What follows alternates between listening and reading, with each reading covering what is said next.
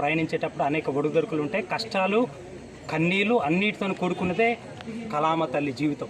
ఆ జీవితంలో ఒక మెట్టు ఎదగాలి అనంటే జీవితంలో అనేక ఒడిదుడుకుల్ని అధిగమించాల్సిన పరిస్థితి. అదే కాకుండా ఒక మహిళ అయినా కానీ ఈ స్థాయిలో ఎదగడం కోసం డి లాంటి ఒక షోని కైవసం చేసుకోవడానికి ఎన్ని కష్టాలు ఒడిదుడుకులు అనుభవించారో ఒకసారి జాన్ లీరీ గారు మనతో ఉన్నారు. నమస్కారం మేడం. అసలు చెప్పండి, మీరు ఈ ప్లాట్ఫామ్ ఎంచుకోవడానికి కొన్ని కారణాలు ఉండి ఉంటాయి, అవి అసలు మీకు ఫ్యాషన్తోనా అంటే ఐ మీన్ మీరు అడిగేది డాన్స్ ఫీల్డా లేకపోతే డాన్స్ ఫీల్డ్? డాన్స్ ఫీల్డ్ అంటే మా డాడీకి ఎక్కువ ఇంట్రెస్ట్ ఉండే ఫస్ట్. మీ డాడీకేనా మీకు? నాకు కూడా ఉంది. మా డాడీ ఫస్ట్ డాన్స్ క్లాస్లో నేర్పించారు అన్నమాట. ఇప్పుడు మీరు ఎట్ ఏ టైం డ్యాన్స్ షోకి రావడానికన్నా ముందు అనేక ఏది సోషల్ మీడియా ప్లాట్ఫామ్లు ఎంచుకున్నారో ఆ ప్లాట్ఫామ్లలో మీకు పాజిటివ్ ఎంత వచ్చింది, నెగిటివ్ ఎంత వచ్చింది? అంటే 50% ఇది ఉంటుంది, 50% అది ఉంటుంది. అది తక్కువ అది ఎక్కువ అని కాదు, కానీ చాలామంది నన్ను ఇష్టపడే వాళ్ళు ఉన్నారు. లీరీ పేరు మీ బాబు, బాబు కోసమే జీవితం అన్నారు కదా, జీవితాంతం బాబు కోసమే స్పెండ్ చేస్తారా?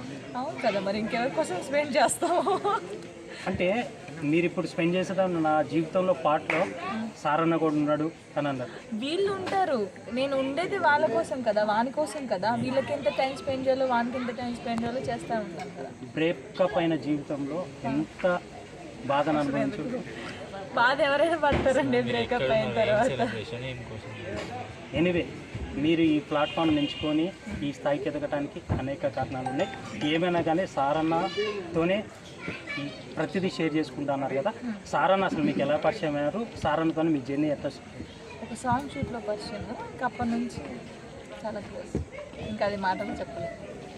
నా జీవితంలో ముఖ్యమైన వ్యక్తులు ఒకటి లీరీ, ఇంకోటి సారన్న. సారన్న కోసం నాది ఏదైనా కానీ సాక్రిఫైస్ చేయడానికి సిద్ధంగా ఉన్నా.